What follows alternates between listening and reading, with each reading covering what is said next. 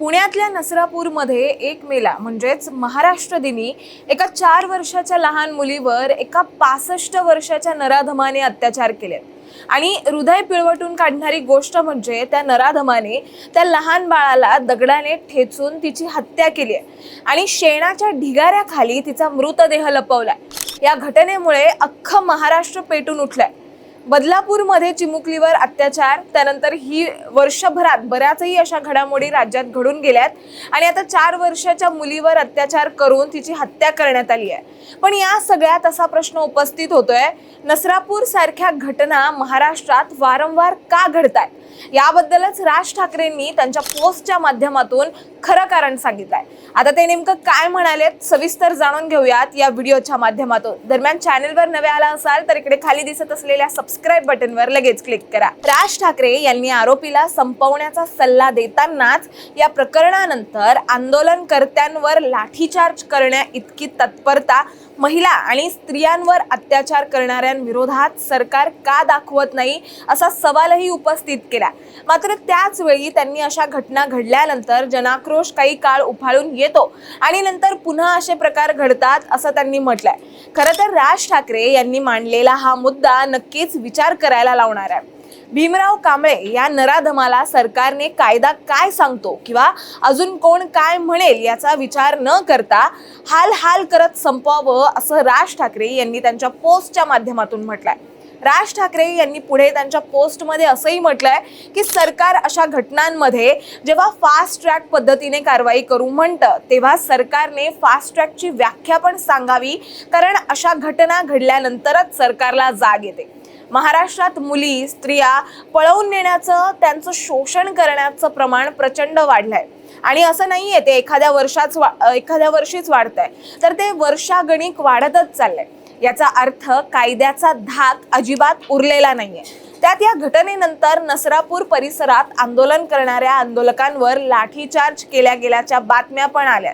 त्यावरही बोलताना राज ठाकरे म्हणालेत की ही तत्परता स्त्रियांचं, मुलींचं शोषण करण्याच्या विरोधात सरकार का दाखवत नाही असा थेट सवाल राज ठाकरे यांनी मुख्यमंत्री देवेंद्र फडणवीस यांच्या नेतृत्वाखालील सरकारला विचारला।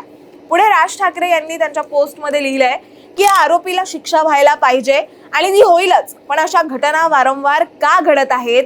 ज्या महाराष्ट्राने देशाच्या स्त्री शिक्षणाचा, स्त्री सक्षमीकरणाचा पाया घातला, त्या महाराष्ट्रात अशा घटना वारंवार का घडतायत याचा थोडा सर्वांगीण विचार व्हायला हवा की नको। अशी घटना घडली की जनतेच्या मनातला रोष उमटतो। सरकार मग कुठलंही असो त्याचा कोडगेपणा दिसून येतो। 2-4 दिवसात हे सगळं विसरलं जातं, पण यावर काहीतरी मूलभूत विचार आणि कृती करावी लागेल, यावर आपण कधी बोलणार आहोत की नाही असा संतप्त सवाल राज ठाकरेंनी सर्वांनाच विचारलाय। आता अत्यंत महत्त्वाचा मुद्दा म्हणजे नसरापूर सारख्या घटना महाराष्ट्रात वारंवार का घडतात याबद्दल राज ठाकरेंनी खरं कारण सांगितलंय। त्यांनी पुढे त्यांच्या पोस्टमध्ये असं लिहिलंय की या सगळ्याकडे बघताना मला जे प्रकर्षाने जाणवतंय ते म्हणजे महाराष्ट्राचं लक्ष आणि लक्ष विचलित झालंय आणि कोणाचाच कोणाला धाक उरलेला नाहीये। सत्ता मिळवणं, ती गाजवणं याचा एक भस्मासूर जो वरपासून खालपर्यंत धुमाकूळ घालायला लागलाय, त्याने महाराष्ट्र पूर्ण विस्कटायला लागलाय। प्रत्येकाला या ना त्या मार्गाने सत्ता मिळवायची आहे आणि ती गाजवायची आहे। राजकारण्यांना काही उद्योगपतींना सत्ता हवी आहे। हल्ली लेखकांना पण साहित्य संमेलनाच्या मार्फत सत्ता गाजवायचा मोह होतोय। अगदी एशियाटिक सारख्या संस्थेत सुद्धा सत्तेची लढाई पेटते आणि एकूणच सत्तेसाठी वाटेल ते याचं असं काही उदात्तीकरण होतंय की हाच पुरुषार्थ वाटतोय। जे वरती घडतं त्याचं प्रतिबिंब खाली उमटत असतं। अगदी दुबळा माणूस सुद्धा या सगळ्यात सैरभैर होऊन आपल्यापेक्षा दुबळ्याचं शोषण करतो। याकडे पूर्वी मोठ्यांचं लक्ष असायचं, कोणीतरी कोणाचे तरी कान उपटायचे। राजकारण्यांना पत्रकारांचा धाक होता। समाजात प्रत्येकाकडे कोणाकडे तरी लक्ष असायचं। तेच आता हल्लंय असं परखड मत राज ठाकरे यांनी त्यांच्या पोस्टच्या माध्यमातून मांडलंय। एवढंच नाही तर राज ठाकरेंनी समाजाच्या विस्कटलेल्या घडीवर बोट ठेवत असं म्हटलंय की पूर्वी आपल्याकडे कोणीतरी बघतंय, उद्या काही केलं तर आपल्या घरच्यांची समाजात छिथू होईल ही भीती असायची आणि तीच भीती आता लोकांच्या मनातून नष्ट झाली आहे। हे गंभीर आहे। समाजात चांगल्या आणि वाईट दोन्ही प्रवृत्ती असतात, त्यातल्या वाईट प्रवृत्तींवर समाजाची, कायद्याची जी दहशत, नियंत्रण असायला हवं तेच आता नाहीसं झालेलं दिसतंय, असं राज ठाकरेंनी त्यांच्या पोस्टमध्ये म्हटलंय. हाताबाहेर गेलेली लालसा, सत्ता गाजवण्याची हाव, OTT वरचा कंटेंट, पैशाच्या आणि जमिनीच्या मागे फरफटत जाणं आणि मोबाईलमध्ये सतत गुंतून राहणं याने सगळी घडी विस्कटली असल्याचं राज ठाकरे यांनी त्यांच्या पोस्टमध्ये म्हणाले. पुढे राज ठाकरे असं म्हणतात की या आणि अशा घटनांनी महाराष्ट्र अधिक जखमी होतोय आणि याचं भान माध्यमं, राजकारणी आणि समाजांनी ठेवलं पाहिजे. मी नेहमी माझ्या भाषणात सांगतो की 1995 नंतर महाराष्ट्र आरपार बदललाय. 1992 पासून जगाचे दरवाजे आपल्यासाठी उघडले गेलेत. उदारीकरणाचे वारे देशभर घुमू लागलेत, परंतु हे वारे आपण नीट समजून घेतले नाहीत.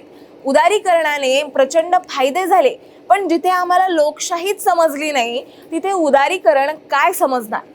उदारीकरणाने सगळी जुनी मूल्य व्यवस्था उद्ध्वस्त केली आणि नवी व्यवस्था इतकी व्यक्ती केंद्रित आणि लालसा केंद्रित केली की जर आपण आजच यावर सर्वांगाने विचार केला नाही तर मात्र आपल्या वाली कोणीच नाही हे नक्की, असा थेट इशाराच राज ठाकरे यांनी त्यांच्या पोस्टच्या माध्यमातून दिला. एकंदरीतच राज ठाकरे यांनी मांडलेले मुद्दे सर्वसामान्यांना विचार करायला भाग पाडणारे आहेत. एकीकडे महाराष्ट्रात अशा घटना दिवसेंदिवस वाढत असताना त्या विरोधात प्रत्येक वेळी जनसागर उसळतो, पण हे किती दिवस? फार फार 2 ते 3 दिवस त्या संदर्भात बातम्या चालतात आणि नंतर परत सगळं शांत होतं. अरे सरकार तर दुय्यम गोष्ट आहे, पण आपण एक सर्वसामान्य म्हणून अशा घटनांकडे कसं पाहतोय हेही तितकंच महत्वाचं आहे ना. आपलाच एकमेकांकडे लक्ष नसेल, आपणच कोणाला विचारते झालो नाही तर सरकार तरी आपल्याकडे लक्ष कसं देईल? आपण प्रश्नच विचारला नाही तर समोरचा धाकात कसा राहील याचा विचार करणंही तितकंच गरजेचं आहे. तुम्हाला राज ठाकरेंनी मांडलेले मुद्दे योग्य वाटतात का हे आम्हाला कमेंटमध्ये नक्की सांगा आणि अशाच माहितीपूर्वक व्हिडिओ बघण्यासाठी लगेचच सबस्क्राईब करा प्राईम टाइम महाराष्ट्राला.